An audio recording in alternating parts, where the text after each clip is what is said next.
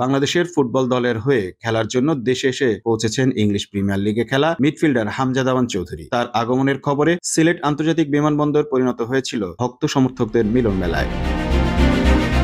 সোমবার 17 মার্চ সকাল 11:15টায় সিলেট বিমানবন্দরে নামেন হামজা। ম্যানচেস্টার থেকে বাংলাদেশে বিমানের একটি ফ্লাইটে রাতভর যাত্রা শেষে তিনি পৌঁছান মাতৃভূমিতে। তাকে স্বাগত জানাতে বিমানবন্দরে উপস্থিত ছিলেন বাংলাদেশ ফুটবল ফেডারেশনের কর্মকর্তারা। ফুলের শুভেচ্ছায় বরণ করে নেওয়া হয় তাকে। সঙ্গে ছিলেন তার বাবা মুর্শিদ দেওয়ান চৌধুরী।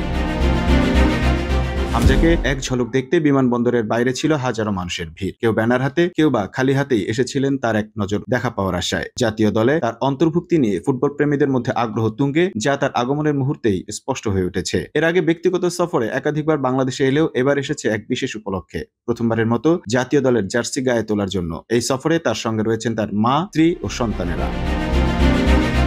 বিমানবন্দরে আনুষ্ঠানিকতা শেষ করেই হামজা রওনা হন হবিগঞ্জের বাহুবল উপজেলার স্নানঘাট গ্রামে, যেখানে তিনি পরিবারের সঙ্গে সময় কাটাবেন। পুরো এলাকা তার আগমনের আনন্দে উৎসবমুখর হয়ে উঠেছে। সেখানে একদিন কাটানোর পর মঙ্গলবার ঢাকায় এসে জাতীয় দলের ক্যাম্পে যোগ দেবেন এই ইংল্যান্ড প্রবাসী ফুটবলার। সব ঠিক থাকলে 25 মার্চ ভারতের বিপক্ষে আন্তর্জাতিক ফুটবলে অভিষেক হতে পারে তার, যা বাংলাদেশের ফুটবল অঙ্গনের জন্য হতে পারে এক ঐতিহাসিক মুহূর্ত।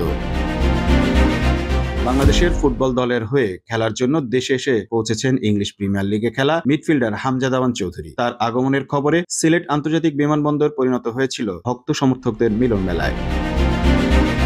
সোমবার 17 মার্চ সকাল 11:15টায় সিলেট বিমানবন্দরে নামেন হামজা। ম্যানচেস্টার থেকে বাংলাদেশে বিমানের একটি ফ্লাইটে রাতভর যাত্রা শেষে তিনি পৌঁছান মাতৃভূমিতে। তাকে স্বাগত জানাতে বিমানবন্দরে উপস্থিত ছিলেন বাংলাদেশ ফুটবল ফেডারেশনের কর্মকর্তারা। ফুলের শুভেচ্ছায় বরণ করে নেওয়া হয় তাকে। সঙ্গে ছিলেন তার বাবা মুর্শিদ দেওয়ান চৌধুরী।